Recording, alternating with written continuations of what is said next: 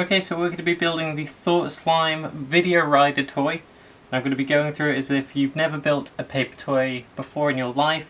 The first thing I'm going to talk about is the paper and printing process.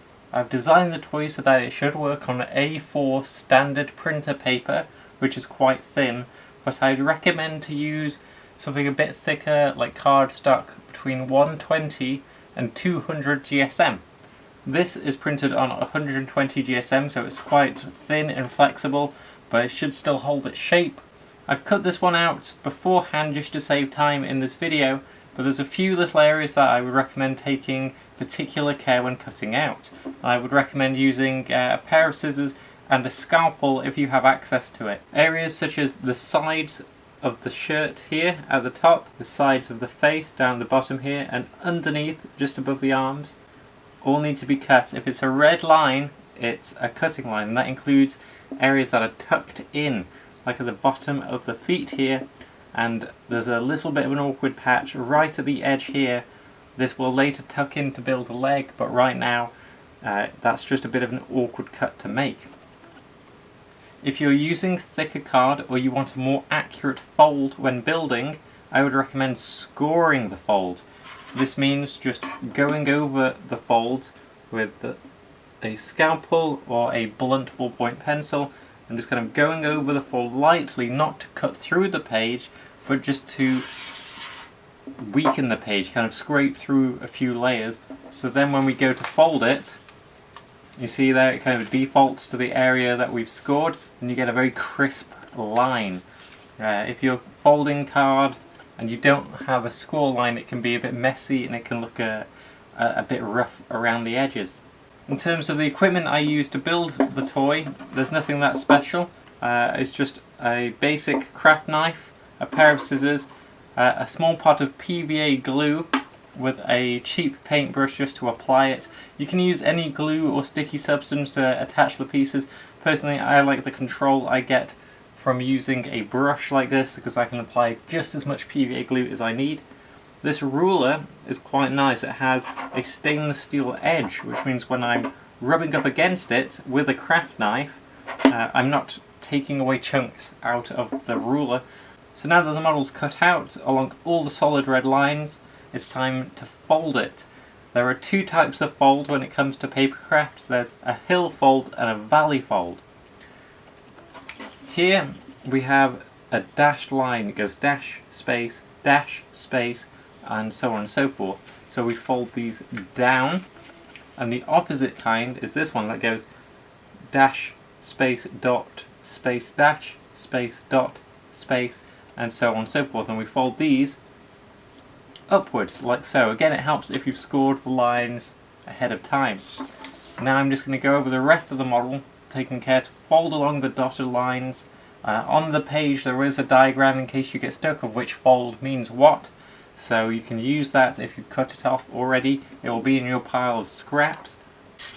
Another useful bit of advice that I always recommend to first time builders, or anyone doing any hobby really, is that if it's getting a bit stressful or you're getting frustrated or you're unsure what to do, just take a little 5-minute break, make yourself a cup of tea, just get a breath of fresh air, just take a break from it from a moment.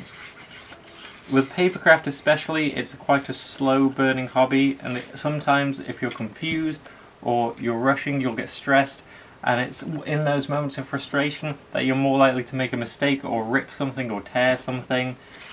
So if you're getting stressed out or irritated, just take a break. And remember, if it goes wrong, that's fine. You can always print out another one, or you can just try and fix it yourself with some arts and craft skills. Okay, so now I've folded along all of the dotted lines, and now we're going to get to the bulk of this tutorial video, which is the gluing of the tabs. The tabs have this kind of nice 90s texture on them to help it stand out from the rest of the design, and each tab is numbered, and we will be gluing these tabs in order following the numbers. But for some people that's not enough guidance, so I'm going to show each tab one at a time, showing where they glue to and how to glue them down, especially because some of the numbers on the tabs are quite small, and the last thing I would want is someone who maybe couldn't see them to not be able to build the design. Tab number 1 is down next to the face here.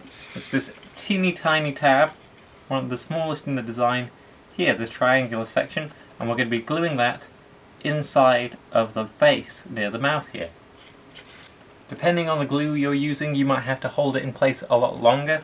Because I'm only using a tiny amount of PVA glue, I find that it dries quickly enough, or at least becomes tacky enough, that I don't have to hold the tabs for very long. Next I'm going to glue down tabs 2 and 3, which are on the opposite side. I'm going to be gluing them both down at the same time, because they glue right next to one another, and they glue to the opposite side of the face, so you need to curve the face around, like so that the face comes up and attaches to tabs 2 and 3. You'll notice the tabs have the same design as the area that they glue to, so that way if you're off by a few millimeters or you don't have a very steady hand, the design should still continue and it should still look very pleasant. Whereas if the tabs were just white or just a solid colour, it would stand out a lot more. Next we're going to do tab 4, which is on the top of the head here, and we'll be gluing down the top of the head onto it by just pushing that down like so.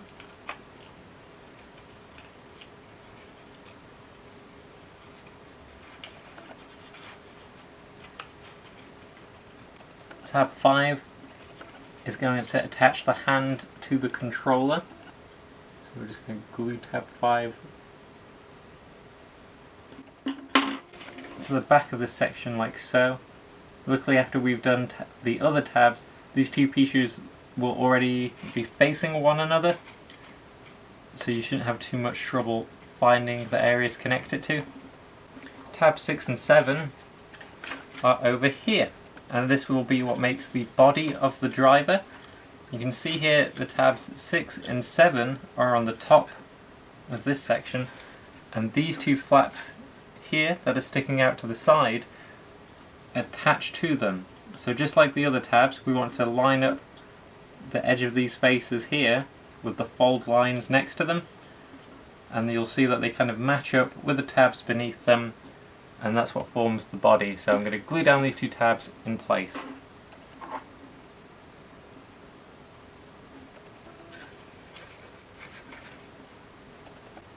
I'm being very careful here to not apply too much glue, because I'm purposefully building this on thinner cardstock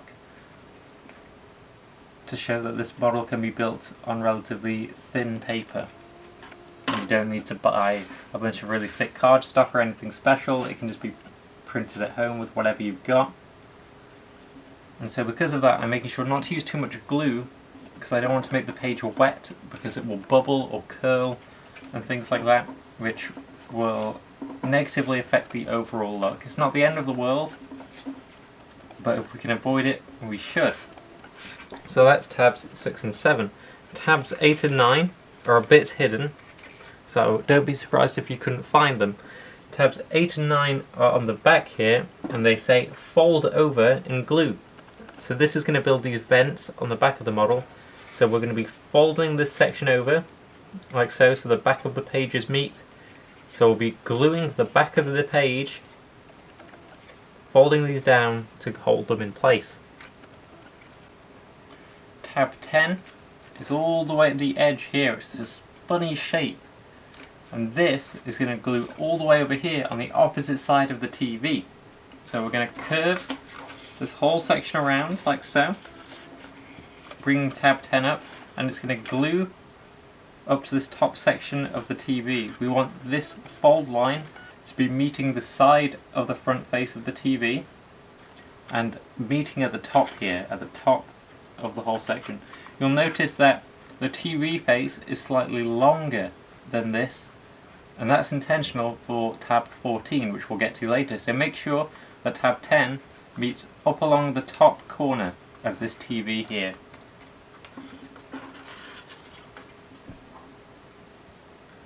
After I've glued it, I'll bring it closer to the camera just to make sure you can see what I'm doing. Okay, so this is tab 10 stuck in place, you can see, it reaches the edge of the front of the television there, and it connects at the top here, so that tabs 11 and 12 will line up when we fold these down next. You can tell if you've done this correctly because when you fold down this top face, everything should start lining up for tabs 11 and 12. Tabs 11 and 12, fold these big flaps down, and you'll notice the textures will line up. So on this side, it's the side of a grate will line up, and on the other side, the Thought Slime logo will appear. So we're going to be gluing the back of these flaps down to the tabs, like so. Now that tabs 11 and 12 are glued down, you should notice that our driver here has started kind of lining up. We want to make sure that this head section is going over the body. It should already be doing that if it's all lined up properly, but it might have just got stuck back here or something like that.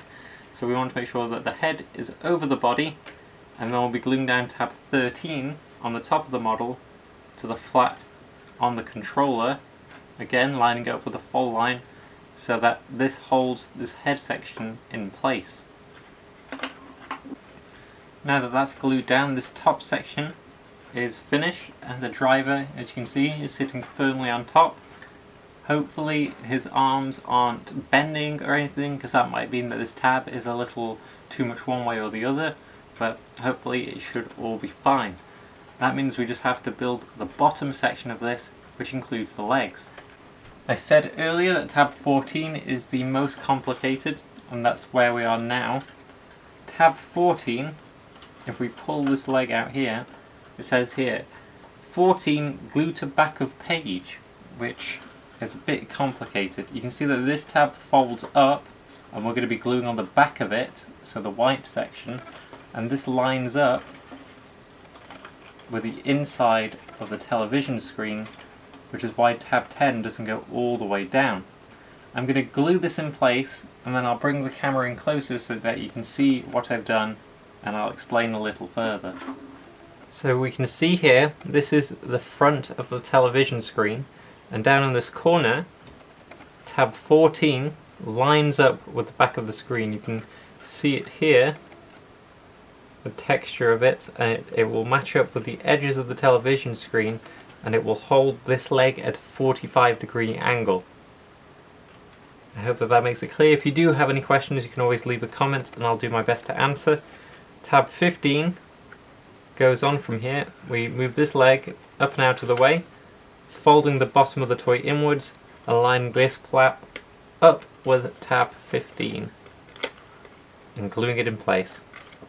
Tab 16 is on the bottom of the model, and it lines up with this flap here. You'll notice there's kind of a right angled shape, and the aim is to make this match up with what's below it. That's just a helpful guide. It doesn't matter if it's not perfect when you're attaching tab 16, but that should help you make it a little more accurate. So we're just going to glue down tab 16 like so, completing that right angle and securing the bottom of the shape. That means that the television section is now complete, the driver is complete, and we're just left with these legs. Each leg only has one tab, so let's have a look. Tab 18 we'll start with. We just glue the tab to the opposite side of the leg, like so, and that will create a cube shape, and we're just going to repeat that 4 more times to finish the model. And there we go, with those 4 tabs completed, we just splay out the legs like so, and we have our finished video rider. If you do have any questions about how to build this design, feel free to leave a comment, question or query in the comment section below. I'll do my best to answer, and if need be I can always photograph various stages of the design and building process which might help you. I've built this on a 120 GSM card. It's slightly bigger than A4 just so that it would show up a little better on camera. So this is as thin as I would recommend going. You can see here on the side that it's bending inwards ever so slightly. It doesn't affect the overall design, and when it's standing up it doesn't really cause much issue. but I built this on the thinnest card I can recommend, and it holds up just fine. So building it on A4 with standard printer paper should be okay as well.